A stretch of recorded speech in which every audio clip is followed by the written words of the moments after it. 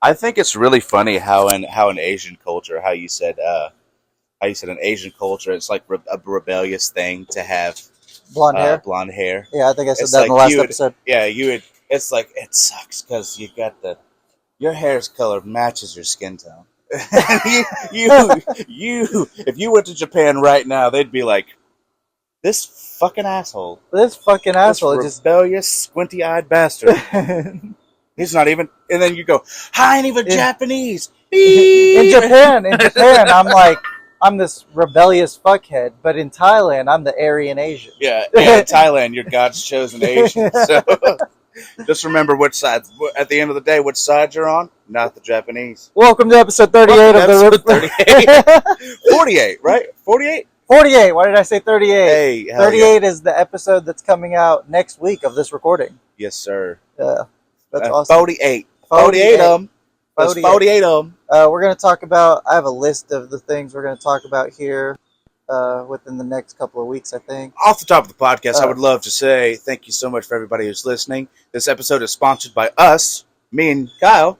By us, it's sponsored by the RIFF Ranch. It's sponsored by the RIFF Ranch. We have a Patreon. Yeah, we have actually, as the co-hosts, producers, backers of this podcast, we have actually sunk quite a bit of money into this. Oh yeah, we have sunk quite a bit, and we've had about a $25 return. About $25 each. $25 return. Yeah. Yes. Oh yeah.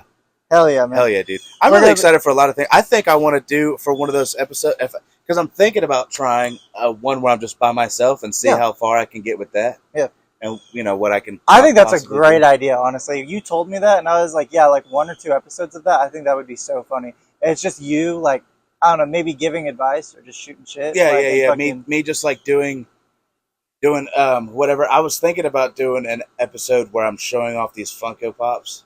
I don't think that would be interesting with no visual aspect, but like. Oh, I guess you're right, no visual aspect. But if I maybe use like my phone as a camera, because I have an iPhone, so I think that'll be. I don't know. I don't have a space gray titanium one like somebody. You can borrow one of the cameras. Oh, there you go. Yeah, do like a whole thing and be like, hey, we're gonna do an episode of the podcast. I'm gonna be opening up Funko Pops while I'm talking to you. Yeah, and it'll be like a first visual aid for somebody. Yeah, that'd be great. I think that's a great idea. Just sit there and have me alone with my thoughts for an hour. And be like, oh, well. I really want to listen to a couple episodes ago when we did Late Night with the Devil.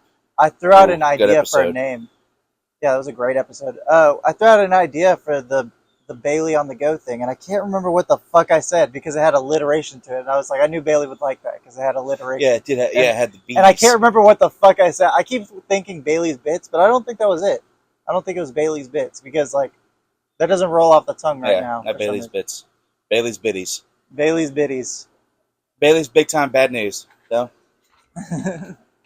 But today we're going to talk about creepypastas, and if you guys like this episode, you can go like, share, follow us, join us over on Patreon. On Patreon, we actually have done a couple of creepypasta episodes before, so if you like this episode, you can definitely go check us out on Patreon. Oh yeah, if you like this, we have a lot more episodes. Don't forget to subscribe, leave a comment down below for YouTube or even Spotify. Go check us out on Instagram. We do stuff on there sometimes. Yeah, we do stuff on there sometimes. We actually haven't done a live stream in a long time. We haven't done a live stream in a long time. I think after 5 of them with nobody watching, I was like, all right, this is gay. We did it for a while. We did it. We started it in the teens and did it until the 30s because the episodes that are coming out right now, we're still talking about the warm-up we just did, like, before the actual episode. Oh. So, like, we did it for probably about 20 or 25 episodes. Yeah. Yeah. Yeah. Those are real nice. You can catch me on Instagram. I got some of those posted. Yeah. RIFF Ranch on Instagram. We got a couple of those posted. Yeah. Got a lot of shit on the way. Have to put those out there. Maybe throw them up on YouTube. That would be nice.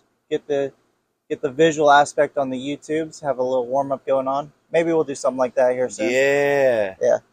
But today we're going to talk about Barrosca, which is if you guys have seen the creepypastas that we did, the creepypasta episodes we did last year in October, Barrosca is a creepypasta. It's a bit of a longer one. It's a 5-part creepypasta. Yeah, it's a 5-part, and then the second half of it is that's about another 5 episodes. That's another 5 Well, so it breaks down into 5 parts, and part 5 is the second half. It's kind of weird because okay. Because like that part 5 is like 2 hours long. It's almost 3 hours long. It's crazy. Yeah. I believe part 5 is longer than all the other 4 parts combined. Yeah. Yeah. Because I think the other 4 is like 2.5 hours long, and part 5 is like almost 3 hours long. I'd like to say from the top, this right here I don't know, it hits different. Like it's so real, and a lot of what's going on in the beginning when the protagonist. So when he's a kid, so I guess we should start at the beginning. So it starts off. The kid's name is. I keep wanting to say Seth. It's Sam. Sam, yeah. Sam, yeah, it's Sam. I think Seth is his roommate. Yeah, Seth is the dude he lives with. Which, if you go and watch, I believe. So I told Bailey recently, y'all can go check this out. It's on Apple Podcasts and on Spotify. It might be on YouTube, but I didn't check. But it's a podcast. They have a podcast version of Barrosca, and it has like weekly episodes, and it's like an episodic like series of them doing like they have several different actors, and it actually has what is his name that I took? Cole Sprouse from Zack and Cody. Oh yeah. Cole Sprouse voices the main character in this like series that they're doing of Barrosca. Sam. Kimber. And they actually changed Seth's name in Barrosca, which is something that I thought about when I was listening to it. Because when you're doing when you're trying to tell any type of story, you don't want characters with reoccurring names, and characters with names that start with the first letter is a very common thing in this story, and we'll kind of get to that here in a minute. Well, probably not a minute. That'll probably be like the end of this podcast that we talk about that. I'd like to say though, like one thing that got me about this the story when I listened to it when I was younger. I listened to it probably in like 2012. It's the first time I listened to it, and I didn't really get it, but as I've listened to it multiple times, it's a real gritty thing. Yeah. And what I love about it is in the beginning, you have the perspective of the lead protagonist Sam, and they're trying to figure out what's going on, like with the skin men and all that stuff. Yeah. And there's such this we'll get almost paranormal supernatural aspect to it. It's like what these children are like kind of imagining, and then it gets to where like this evil thing that's going on isn't even a fantastical thing. It's a real life thing. It's something that could be going on, and it's something that actually does happen. But no, what I was saying, kind of building in to all of that, I thought it was interesting that like his roommate's name is Seth, because like a big thing is you don't want to repeat the first letter of a character's name, and that's a big part of this story. So I thought it was weird that his roommate's name was Seth, but for the series that they made, they actually changed the name of his roommate to like Jason or something. So he has a different lettered name than everyone else. So they're not like, oh shit. It's easier. But Sam's name isn't a part of that whole alliteration. No, I know, but it's you don't want to have reoccurring first letters of names when you're telling a story, because it confuses your audience and like they get the names confused and whatever. So you want to change the letter of every name that you build in a story. So I think it was a good idea that when they did like the whole series thing that I was talking about with Cole Sprouse, I think it was a good idea that they changed his roommate's name. Yeah. They're kind of getting into it now. So like Sam, him and his family are like moving to this small town. His dad. Small town in the Ozarks. In the Ozarks, So like the middle of fucking nowhere. In the middle of bumblefucking East. Yeah, Jesus. I think they say it at one point, but I think there's like 1,500 people in the whole fucking town. It's a very small town. It's a very small town, yeah. And like almost everyone knows each other basically. And sorry, I'm coughing. I'm smoking a joint. So I feel like his sister should have been more a part of it, because his sister. It talks about how he brings up that his sister and his father aren't talking right now. His sister's mad at his dad. Yes, and it's because of whatever he did. That Sam can't really remember what it is, but Sam was too young. Yeah, Sam was too young to remember what his father did to make the move. But it was essentially, it leads it towards being something of some type of essay. You know, trying to keep it light and tight for YouTube, everybody. I'm gonna cut that out. I didn't want to do the whole reveal that his dad is a fucking horrible person. No. That's not like, it just alludes to it. It doesn't really like poke it. Yeah, but I'll cut that part out where I said his dad's a horrible person. Oh. I didn't want to do that whole reveal on the podcast because I kind of wanted to talk about it a little bit and try to spoil as little bit as possible and like talk about it. And then when they go listen to it, they can get that reveal for themselves. I feel like at some point we got to be like, all right, from now on it's spoiler territory. So yeah, no, I agree. There's definitely going to be because there's no way we can really. I'm gonna cut it in right here. There's definitely going to have to be a part where we're just like, all right, spoiler territory for the rest of this. Most people don't make it to the end of the podcast anyway, so. But, oh yeah. So him and his sister aren't, or his dad and his sister aren't talking, and him and his sister aren't super close. Like they don't make it seem like she doesn't really talk to anyone or leave her room ever. And that's one thing I was alluding to. Like, after, well, I guess I'll elaborate more on this further once we get deeper into it, more into spoiler territory. But it's almost like there's something there that like the daughter isn't telling anybody. Yeah. But it does seem like she is angry because she's being swept away from her friends and her family. She had a boyfriend and all that stuff. Yeah.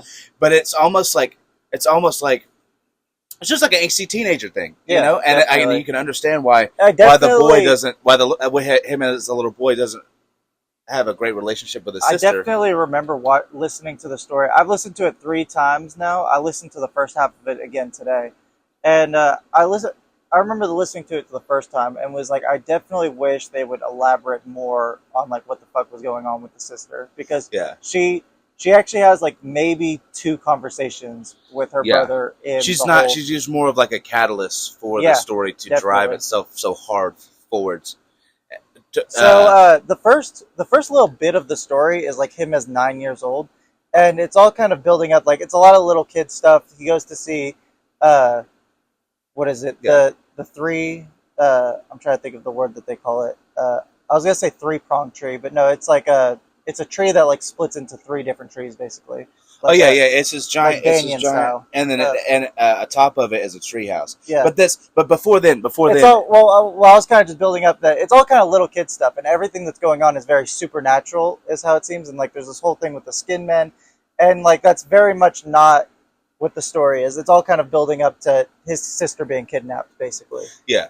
And it has a lot of like he's very like he's kind of excited to move. And he's a lot of little kids stuff. Like a lot of little kid stuff, and he meets his first friends. A coming of age kind of thing. Yeah, at the beginning. And the first kids he meets are Kyle and what's Kimber. Kimber, but Parker. Parker is Kyle's brother. Yeah, Parker is Kyle's brother. All right, and that's very important. All 3 of those names, very important. And so he meets them. He meets the 2 boys. Hang on, and then one second. All right, I'm done with this thing. But he meets Kimber and Kyle, and his brother. They all take him to the treehouse, and they're playing, and they tell him he drinks his first beer, which he makes sound fucking awful. Which I think it is supposed to be like somewhat of an awful experience. Like he describes how it's like warm beer that Kyle just had. But it's a very like what is. I'm trying to, like, the Sandbox or something, like one of those kind of like movies is kind of how I imagine it, where it's like just a bunch of kids meeting for the first time, and it's like kind of coming of age over the summer kind of thing. Yeah, it's like a over the summer story, like that story about the boys who walk down the train tracks to go see that dead body. Yeah, it's like definitely like But anyway, so they all meet, and they're like, hey, you want to go somewhere cool? You want us to show you something cool? Yeah. So they all take a trip to the big tree, and the big tree was like, it was like there was a clubhouse on it, and upon the tree there were names of every child that's ever visited the tree ever, like throughout a couple of generations. Right, which I have some questions for you once we get more into spoiler territory, because there are just some things that what do I think? What do you think? But also some things that didn't really make sense to me, because there are some things that are brought up in the story that don't really tie into anything, or don't like seemingly tie into anything. There's a lot of subtlety in it. Yeah. Anyway, they mentioned that the whole urban legend is with these children that you can't go up into the not big house, without carving your name. Without carving your name onto the tree, or the skin men will come get you. You have to carve your name into the tree, and you have to chant some weird poem before you go up in there. That's like the whole thing. Yeah. I remember listening to that earlier today and was like, man, this This poem's a lot weirder than I remember listening to it for the first time. I was like, this is weird as fuck. But it's like, once again, that goes into the childlike thought of it, and the whimsical mystic aspect. Like in their mind, like, oh, this is like an urban legend that's real. You know? It definitely gives me vibes of like remembering to be a child and like, I don't know, playing around over the summer and like doing shit like this. Yeah. It'll be like, you can't go in that treehouse, because if you go in that treehouse, the skinmen will come and get you in your sleep. I love how almost like whimsical and childlike it feels, and it's like the whole story stays that way until his sister goes missing. Yeah, basically. Yeah, that bit of that grittiness. That bit is where he starts to.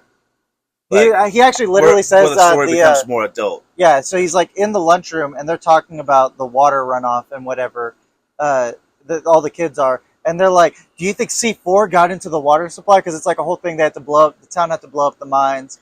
It was some type of iron ore or whatever. Yeah, that got into the water. You don't find that out until later.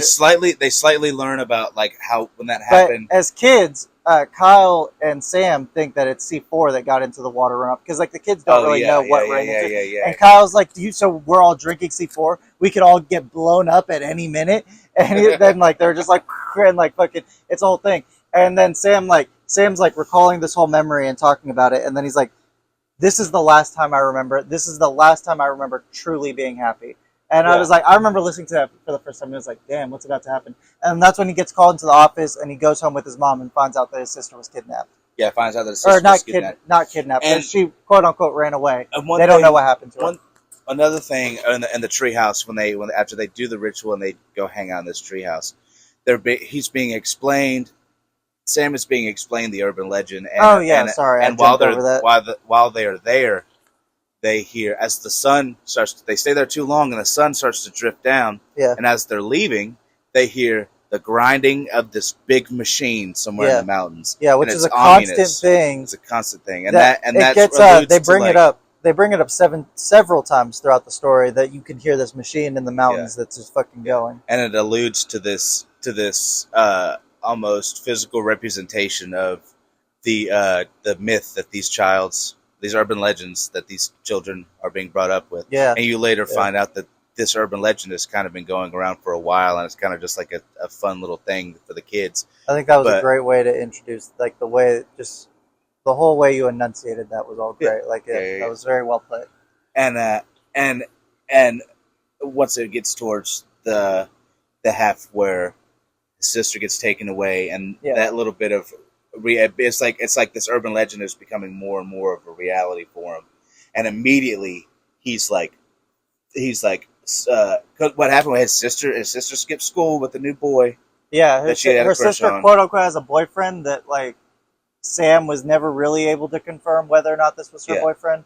But her boyfriend showed up at school, and she never showed up at school because she was supposed to go to Circle K. She wanted to pick up some things, and she just never showed up at school. Yeah. So nobody really knows what happened to her. And that's where the trail goes cold. But Sam picks up on like kind of what's going on, I guess as much as a kid could, and he runs off with Kyle and Kimber into the woods up to the treehouse, and that's where he finds her name on the treehouse. He sees her name on the tree, and he's like, fuck. She was here.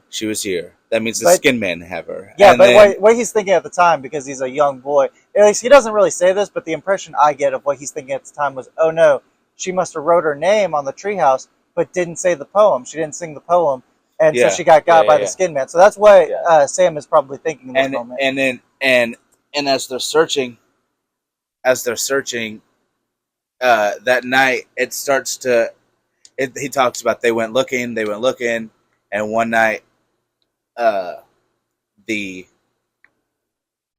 grinding of the machine, he hears it from his house, from his bedroom, like he's laying in bed crying or whatever, and he knows, and he just knew that it was over. Yeah. So that is when he considered his sister dead, and it was because of this urban legend or whatever. So like as a boy, like right there is where he loses his childhood right then and there. As he grows up, and it skips, it's 7 years in the future, so he's 16 now. As he grows up, he kind of becomes obsessive with like this story of the Skin Men and Barrosca, Which, Well, by the way, Barrosca is where they say the noise of the machine goes, or where the noise of the machine is. I guess we should have said that sooner. But Barrosca is where... I was going to lead into it. No, because they tell him that's Barrosca. He asks what that sound is, and they're like, oh, it's Barrosca. And he asks other kids about it, and they're like, oh, that's where people disappear. And like that's he learns all of that as a young boy. And like that's all the part of the early... Yeah, you're right. We should have mentioned that in the urban legend. Yeah. He once he like kind of time jumps, he's a teenager, still with Kyle and Kimber. Yeah, and Kyle and Kimber are dating now. Yeah, they're dating now. They're a little item. And and it's more of like the writing is more to the tone of a teenage boy, like a 15, 16-year-old boy, someone who's like beginning to. Yeah. I don't know, not really come into consciousness, because you come into consciousness at a young age. No, he doesn't have that like becoming more self-aware. Yeah, like, he's not self. I wouldn't say self-aware. It's like when you're a teenager and you're kind of going through puberty, and you start to like realize a lot more of what's going on. Yeah. He's just growing up. He's just he's a young adult, and and he kind of just like dealt with the tragedy of his sister disappearing. There is this cute little jumping spider right here on this chair, and she just keeps coming around me and looking at me and messing with me. She's over here. I also feel like almost like the trauma of his sister disappearing makes him grow up very quickly. That's where he, like I was saying earlier, kind of made him lose his childhood. Yeah, like that's like him. I feel like his childhood's over. I agree. And he had to grow up, and it's to the point where, like, I mean, he seems like a well-rounded kid. Honestly, he's like doing all right in school. He's got a car. His dad, for the most part, keeps him in line, keeps him from like skipping school and shit. That's a part of the story. Yeah. Yeah, and his dad's the sheriff, so which we didn't mention that his dad's the sheriff. Yeah, his dad's not the sheriff when he's a young boy. Oh, that's right. His dad is now the sheriff. Yeah. At this point now, his dad's the sheriff. Yeah. And so anyway, so at some point the whole thing with Barrosca, and the whole time this little kid Jimmy Prescott is like Sam's nemesis. He's definitely not a little kid. Like, he's definitely older. Like, he was like older, but like I think he was like a senior, and they were about to be juniors at this point. No, because he's a grown man giving a speech when Sam's 9 years old. Well, but there's a Prescott that's like their age, isn't it? There's someone related to the Prescotts that's their age, but I can't remember his last name. His last name's not Prescott, but they talk about how he's a cousin to the Prescotts. Oh, I see. But anyway, because Jimmy Prescott, who's like kind of the nemesis of Sam, at least for the first. I mean, he's like something about like Sam's never liked. I remember. So you told me this when we were listening to the Creepypastas last year. Go check us out on Patreon, by the way. But you told me about Barrosca, and you were talking about, I'm not going to spoil what we're eventually building up to here, but I was like, oh wow, that's crazy. And then you told me about Jimmy Prescott, and so I'm listening to this for the first time a couple weeks ago, and I was like, Jimmy Prescott, he's the one fucking doing everything. Like, I know he is. And then it's just, I'll cut hang on. But yeah, you can. But at some point, well, it pans to him at his job, and his boss, his manager. Yeah. Jimmy Prescott has put her in charge of, what is it called? Prescott sandwiches or something. It's Prescott like, Bistro or some shit like that. Yeah. Like they have a sub shop, and their theme is the Prescotts, which is so like how full of yourself you gotta That's be. That's what I was thinking. Like who the fuck gives a shit? You're telling me the 1,500 people that live here are going to go to the only sub shop in town because they own the fucking town. Yeah. There's not a Subway in fucking sight. And it's so funny to me that this is like clearly a failing business. Sam talks about how like they have had one person come in like the last month, and Jimmy Prescott will not let this business die. Like, that's the funniest fucking part to me about it. Is like, this man is so rich, he can just keep this failing business open. Yeah. But it's fucking crazy. But his wife basically is like her husband. He has to call her God damn it. The manager cut this out. The manager Make me sound smart. Make me sound smarter. I sounded so good in the beginning. You were holding yourself together so well. So good, but I fucking lost it. I've lost control. No, I'm sorry. But the manager. The manager, she's distraught. She's like just distraught. So he has to call her. Has to call her husband, and her husband kind of like trauma dumps it goes on him. So throughout like a couple days of his life, it goes to his job a couple of times. It's the second time that she's crying to the point where like he's like, I need to call your husband, basically. Oh yeah, but the first time it starts, and Jimmy Prescott comes up there, and his manager's just upset, and she's like, Sam, you can go for the day. I need to talk to Jimmy, and it's like a whole thing. But then I guess kind of jumping forward, the second time it happens, she's crying, and he's like, I need to call your husband, and the husband shows up, and he's like, no, it's trauma dumps everything, just airs it the fuck out. Yeah, to the point where like Sam's like, he's not even talking to me at this point. Like I don't remember exactly the verbiage that Sam uses, but he's like, her husband's not even talking to me at this point. Like he's just fucking talking out, and he's like not even he's like looking at a poster on the wall or something. He's like not even looking at Sam, and he's just fucking airing it all out basically. Just letting this shit loose. And he's like, and my wife has fucking 4 uncles who died in the mines, and like fucking, which didn't lead to anything to me, at least. I mean, we can talk about it more. She was saying he was basically saying like how how she's been here forever, for generations, and it was hard.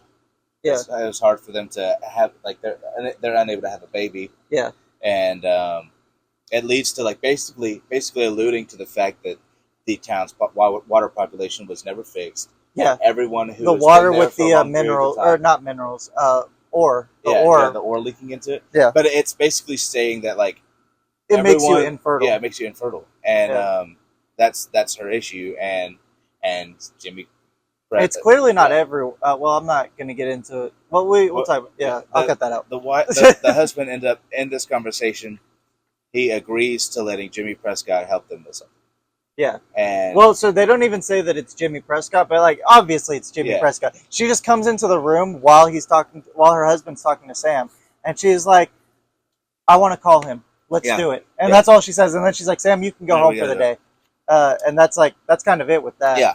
But then there's also Kimber's mom, and like a lot's going on with Kimber's mom right now. Kimber's mom is pissed at the fact that Kyle and Kimber are dating. She hates it. She hates everything about it. She cannot stand Kyle right now. It is not, and which is crazy because he even mentions, he's like, Sam's even like, I thought her mom was cool with you, and he was like, yeah, I fucking thought so too, but I guess she's not cool with me. Sam says something like, I thought her mom liked you or something, and Kyle's basically like, I don't think she ever liked me, even before we were dating. Yeah, before we were dating, I don't think she ever liked me. He's like, fuck that bitch, and like, and anyway, she's just like been acting depressed and everything, and anyway, this doesn't have to do with anything, but he brings up GameStop twice in this creepypasta, which I just think is funny. That they would have a GameStop and not a Jimmy Prescott Prescott's gaming. Prescott's games, and it's pictures, family photos of the Prescotts. Yeah, it's just everywhere hung up on the wall next to Super Mario. It's like Mario and Jimmy high fiving. It's Jimmy Prescott dressed up as Zelda. They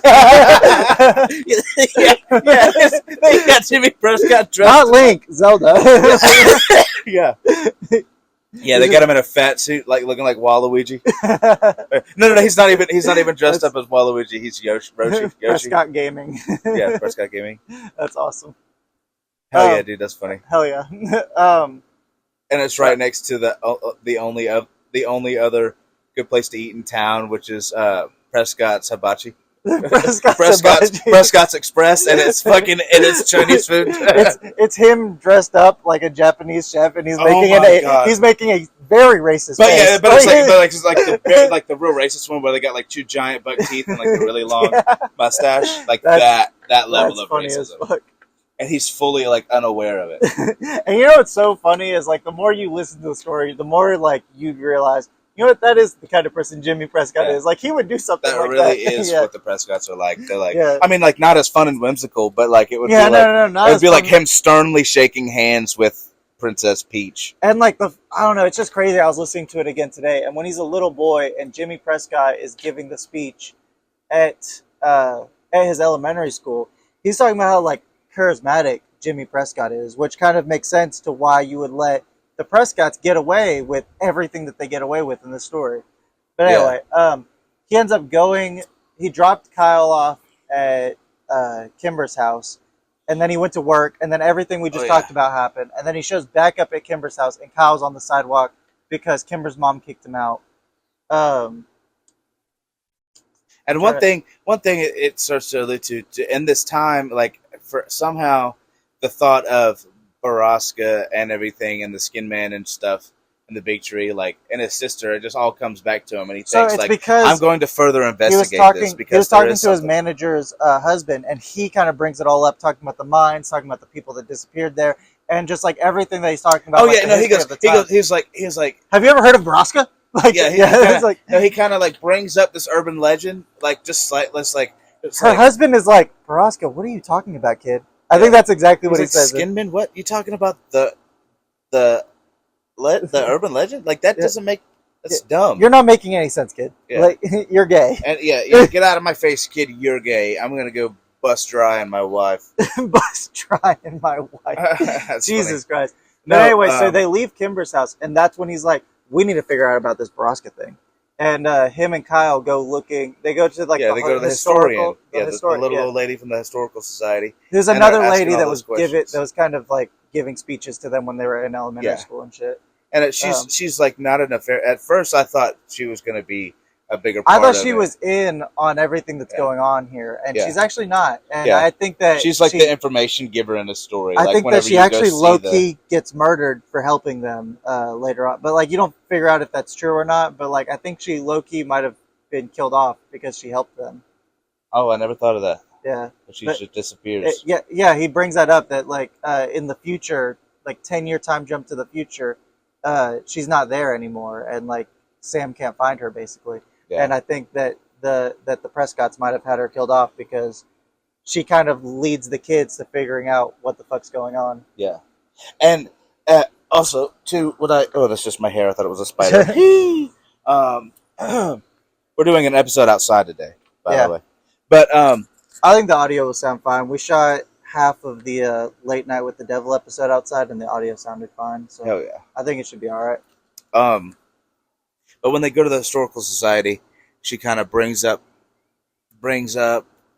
old stories, and they ask. She brings up, God, what is it that she was? Oh, she tells them the history of the town. So they don't quite figure out the history of the town. They don't quite ask her what the Barrosca is yet. That's the second time they go to her. Yeah. But she basically spills like the entire history of the town to them. And she's basically like, hey, really?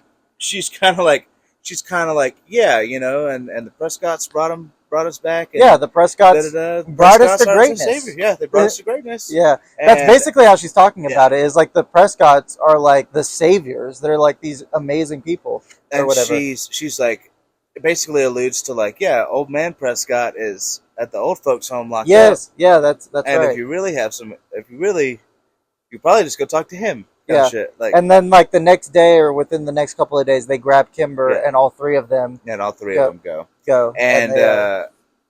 And she when they meet the old man, they say that they're related to Sam's manager, and he looks at Kimber and is like, "Oh, that's why you're not there."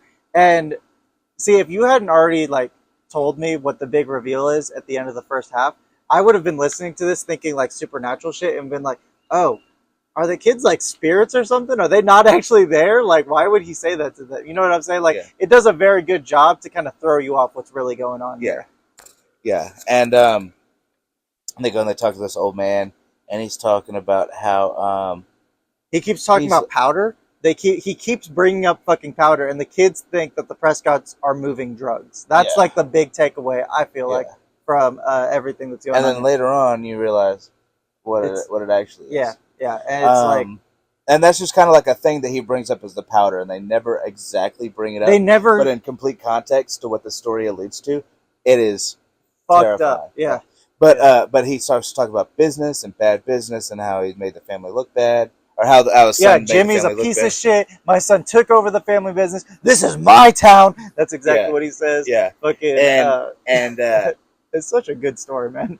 And the kid's like, what? And he's like, he just starts They're going like, well, nuts. we're not saying it's not your town, Mr. Prescott. We all know that you rebuilt the town. Yeah, you're and our savior. And he's like, fucking, like, yeah, he's like, get, what is her name? He's like, get Pam on the phone business. Or some shit like that. Like, fucking, he's naming, he thinks that she's, fuck, I can't remember all the characters' names or whatever, but he thinks that Kimber is someone else at the very end.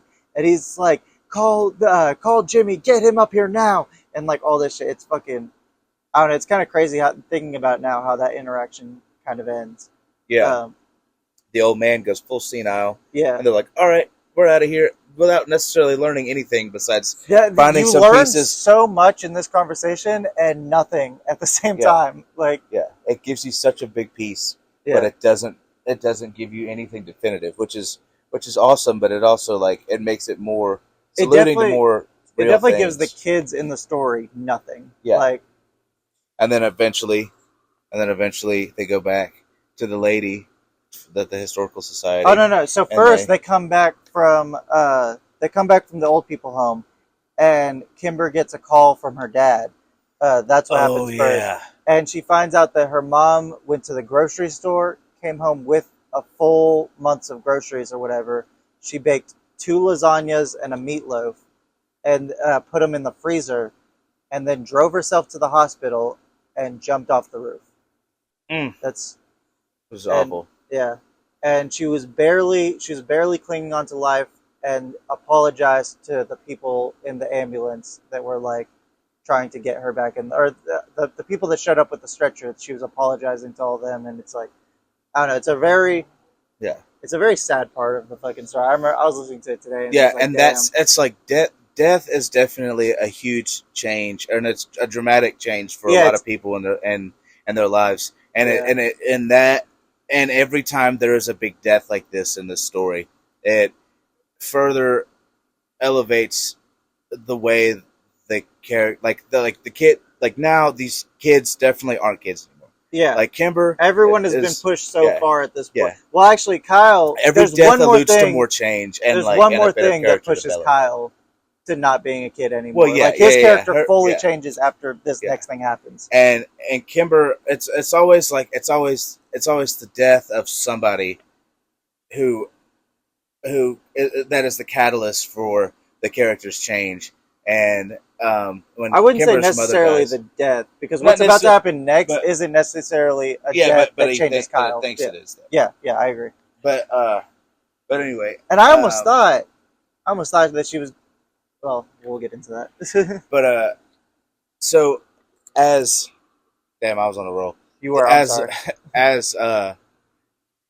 damn it! They're planning they're going to the funeral. That's what's happening next. So they figure out that happens, and Kimber just kind of like shut off, And her dad says something to the sheriff when Sam's like listening in. He says something to the sheriff about a suicide note. Yeah, a note. And basically, there's this big question if there is a note that she left behind or not. And Kimber's like, I think I've heard my dad reading it off every night when he goes into his office and shit. And he like won't leave. Like he just stays in his office. He doesn't want to go anywhere or do anything. And basically, so they're planning at her mother's funeral. They're gonna figure out if there's this note, and they're gonna figure out what it says, because her father completely changes after reading this note. So they're gonna try and figure out how to get Kimber out of the funeral, and they put together this whole plan. I'm not gonna get too much into detail about the plan that they put together. But Kimber runs off with Sam's car, and that's fucked up. I will say that. That's a fucked up. And then she apologizes, like after the 10-year time skip in the second half of the story. She apologizes about it, and he's like, "It was a fucking beat up Honda. It's okay. Like, I'm glad you're okay." Yeah. But like I said, death is really a driving force of the whole thing. And once they figure out about the note, trying to figure out how to get it, and they find it. They find it. Well, Kimber finds it. She texts them that they find it. But Sam doesn't see the note because he's still at the funeral. Yeah. And he sees some of the deputies talking to Kimber's dad, and there's like clearly something going down. And then they're like, I think they're coming for Sam and Kyle text her, and they're like, I think they're coming for you or whatever. And she's like, they're here. And that's the last time they hear from Kimber. Yeah. And that's what changes Kyle. That's like his driving force.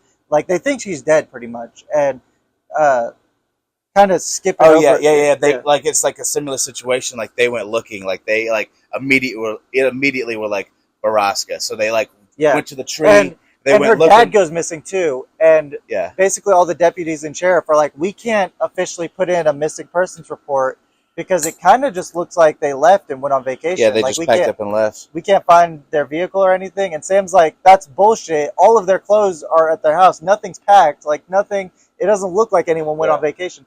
And the deputies are like, well, until we can like find their car or like figure something out, like we can't just officially determine them as missing and put out like use resources to look for them basically. And it's so like you said, that's when they go to Barrosca and they're like, we have to figure out. Well, they're trying to find Barrosca because they spend weeks. They spend pretty much the entire summer. And at one point they're like they're defeated. They can't find it and everything, and they hear the grinding again. Yes, and Sam sits there, and he's laying there in his bed, and he hears the sound, and he cries himself to sleep because it's such a.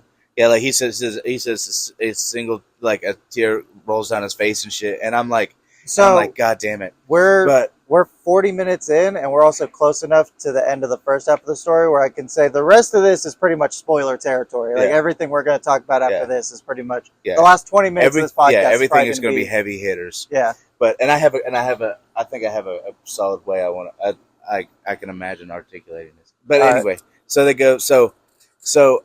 Once they return to the historical society, they decide to go back to the historical society, and they figure out they ask what a Barrosca is. Like, what is Barrosca? Where is Barrosca? Because he said Jimmy Prescott made it sound like it was a thing, not a place, but it could also be a thing, maybe a place. And so they go to the historical district, and she's like, "Oh, a Barrosca? Well, it's like kind of a Barrosca." Yeah, and she's like, "Well, it's kind of a thing and a place."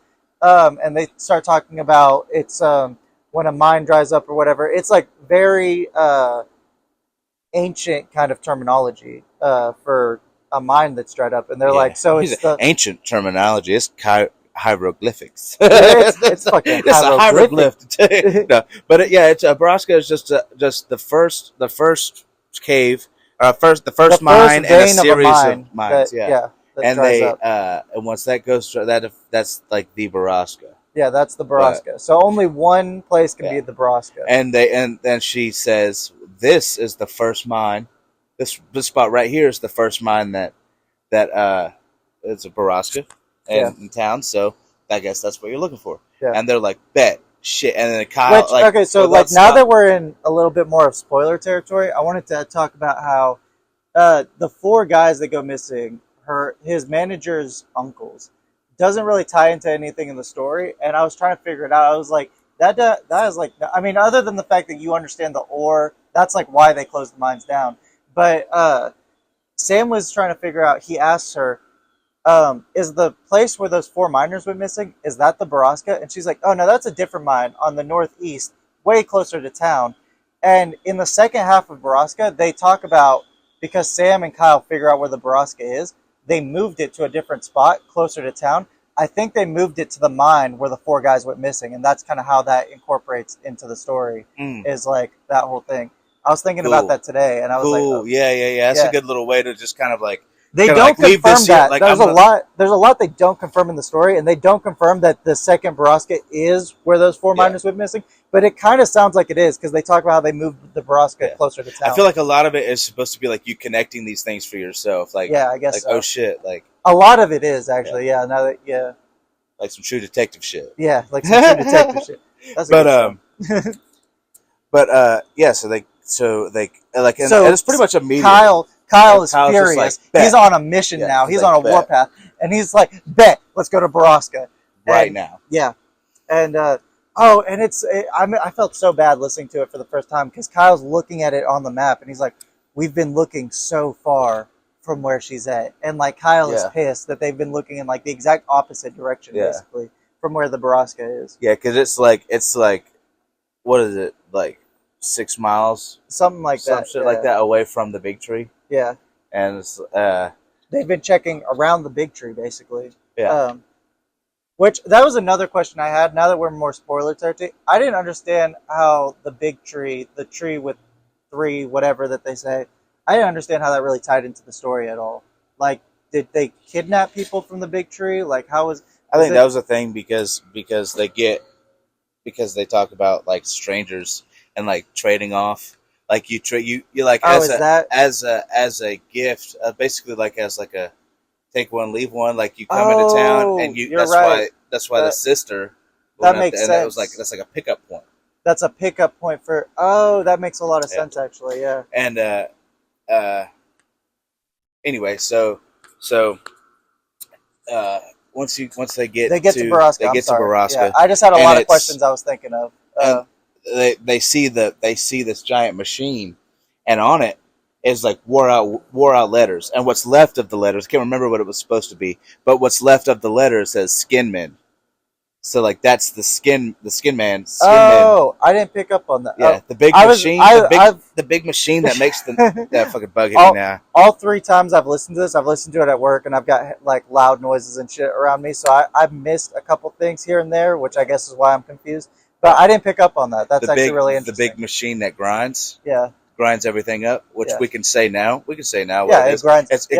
It grinds. Well, we haven't spoiled the thing yet, but like. Yeah, but anyway, that they get to the Barrosca, they get in, so they find Jimmy Prescott's truck on the outside. Yeah, they see it like there's like a busted down place, and it's not necessarily the Barrosca. It's the building near the Barrosca, basically. Yeah, it's like the plant. Yeah, it's the plant where they would send all of the ore and shit after it came out of the mine. And they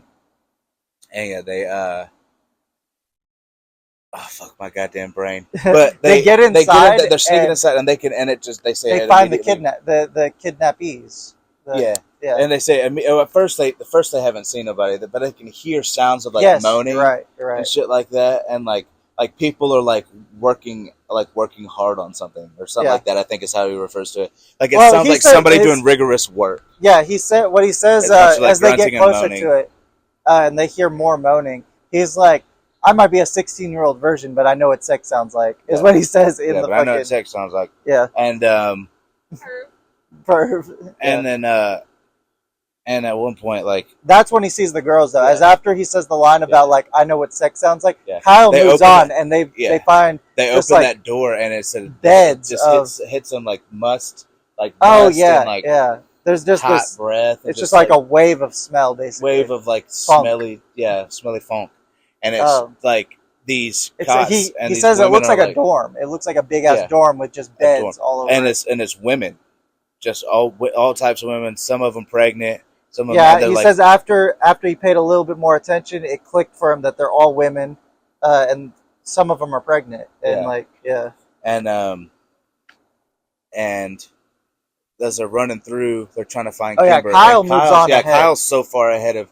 Because Sam is just like, what the fuck is going on? Yeah. And like he's like trying to be like, I'm sorry, I'll come back to help you. I'm trying to find, but he's also like trying to look at women's faces because he's hoping that his sister's going to be there. Yeah. And then Sam moves on to where the noise is coming from. Yeah. Yeah. And then he basically walks in on Jimmy Prescott. Yeah. On Jimmy Prescott. Doing his thing. Is it him or is it the sheriff? It's Jimmy. No, it's Jimmy that he walks in on, and he's just so fucking smug about it. It's like in the most Jimmy Prescott way. He's he looks up and he's like smiling. Yeah, oh man, he doesn't stop. That was like what fucking I was listening to it today, and I was like, Jesus Christ, he doesn't. He's like,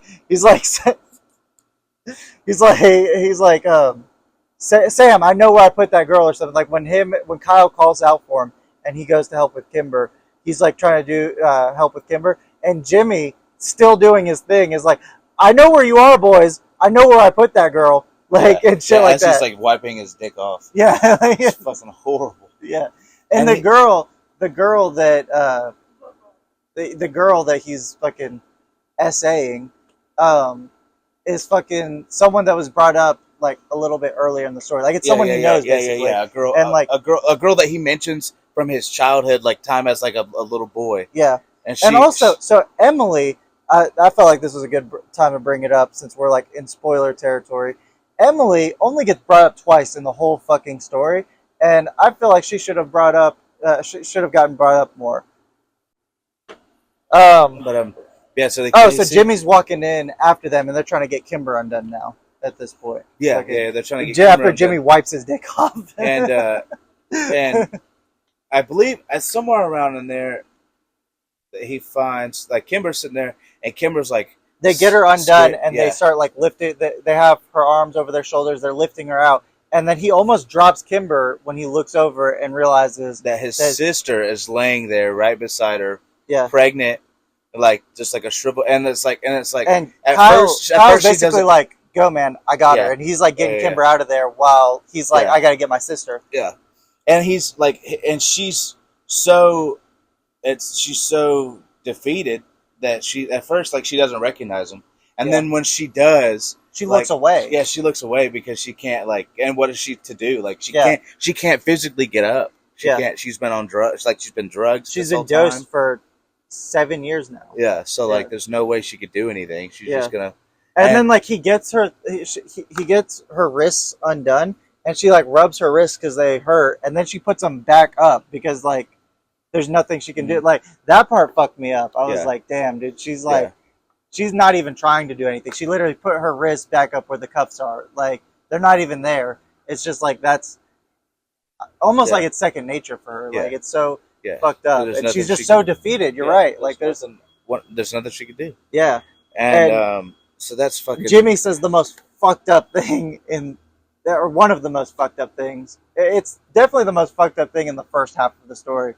He's like, Sam's like, why don't you just kill me and get it over with? And Jimmy Prescott's like, kill you?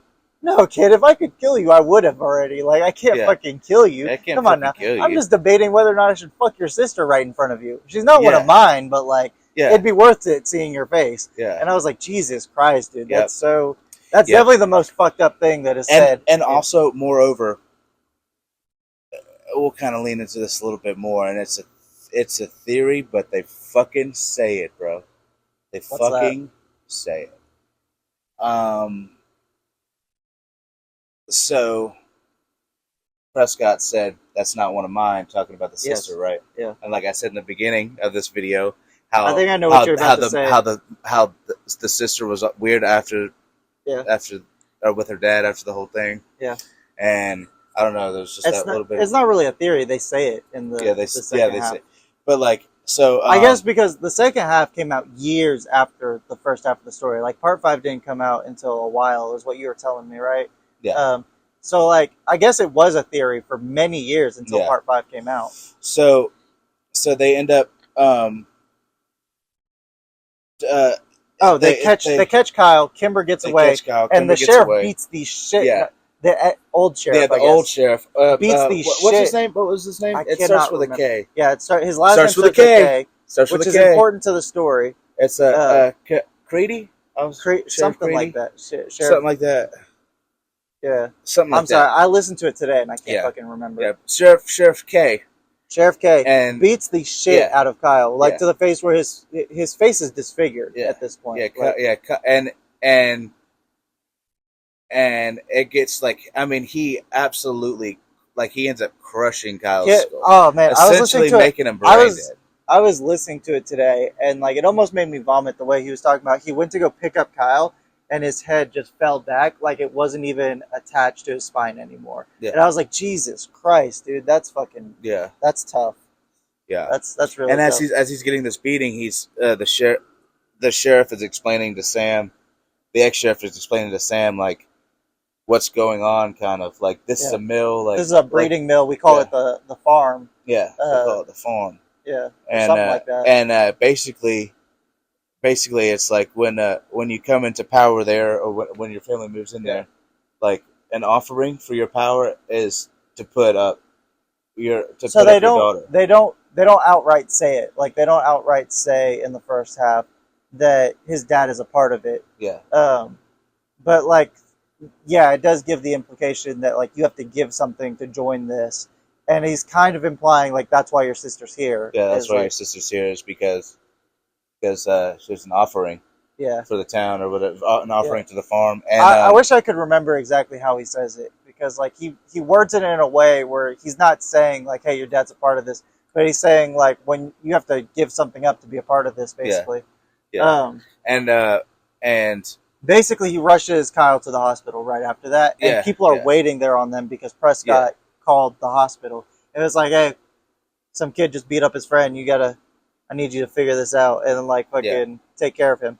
And Sam gets in a bunch of trouble, basically. Like, Kyle's parents are pissed at Sam when they get to the hospital because they think that Sam beat the shit out of him. Yeah. And then Sam's dad comes to pick him up, and they're driving home silently, and Sam can't take the silence anymore. He's like, is anyone going to take a statement? Is like a cop going to talk to me?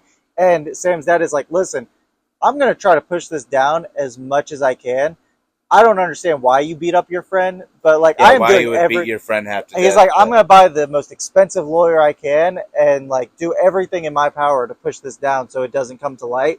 But you could be in a lot of trouble here. And he's like, what the fuck are you talking about, Dad? I wouldn't beat my friend. And it's like a whole fucking, it's a whole fucking thing. Yeah.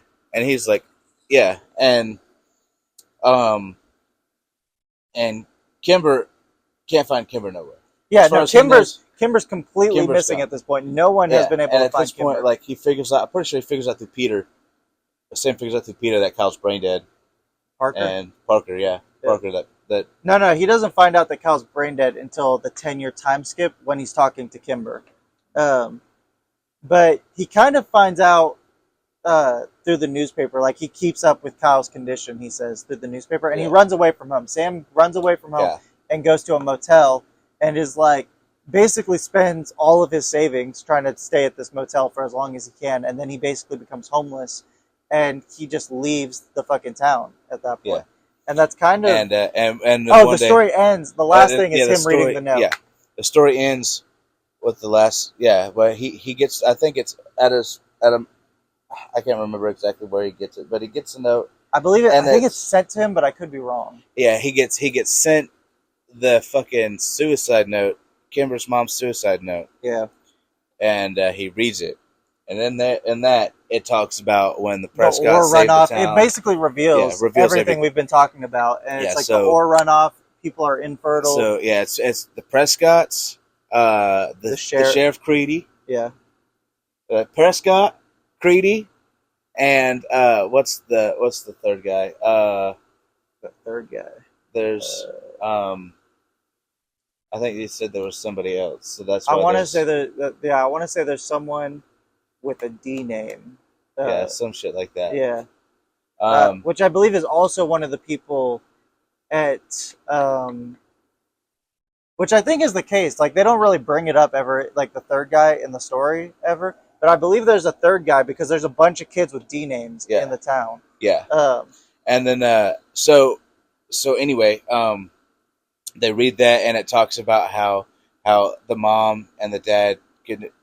I kind of just spoiled it there by saying there's a bunch of kids with D names in the town, but basically of the kids from this mill. Yeah, whoever the kid, they're named. Their names start with the same letter as the last name of the dude who's of their father, their real father, basically. So everyone born from Jimmy Prescott has a P name, like Kyle's brother Parker.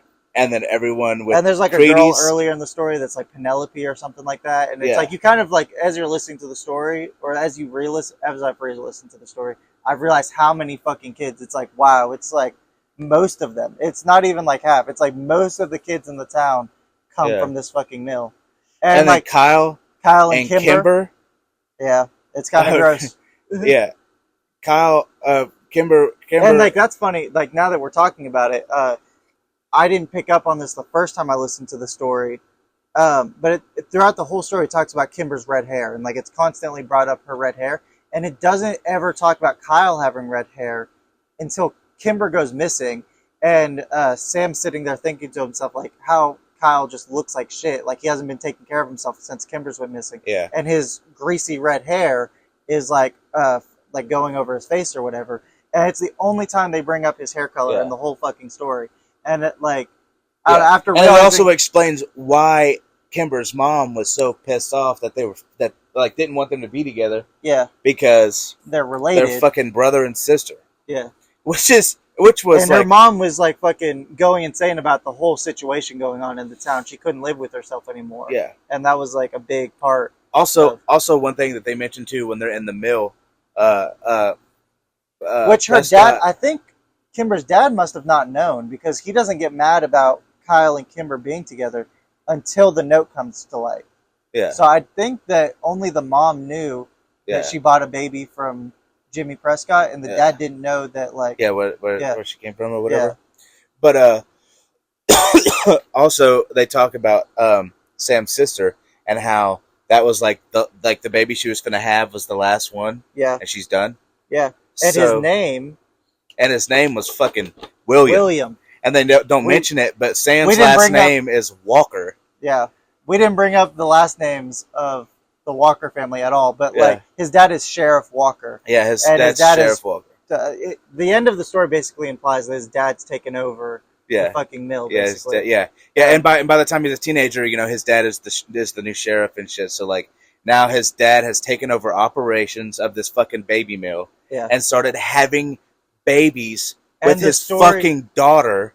The story gets so much worse, you guys. Definitely go watch this. If you've made it this far into the story, definitely go listen to at least the second half. If not, go listen to the first half so you get a more coherent story than what we gave, I guess. He goes, like, his sister, his boss, like he goes to, he reads in the newspaper, in the newspaper that his boss finally had a baby, and his name was William. Yeah. William is the son of his boss now. Yeah. William is the son, and is fathered by Sheriff Walker, and the baby came from Sam's sister.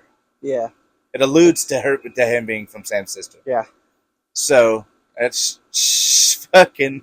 It's fucking crazy, isn't it? It's fucking crazy. Oh my god, dude! I mean, like, and the story gets so much worse. Yeah. It just like, I don't know. It's like one of the best creepypastas I think I've listened to. I'm really glad that you brought it up last year and that I finally went and listened to it over this past month. Yeah, it's one of my very favorite. It's that for me. That was a big transition for, like, in my mind, creepypastas were like just creepy little scary stories, but this is something that really happens in real life. Yeah, I mean, this is obviously like, you know, this is a fictional story, but this kind of stuff does happen to people, and I would say that the reality of it is just Barrosca, Psychosis, and Pen Pal are like up there for me. Those are like the three that I look at and I'm like, wow, those are like fucking.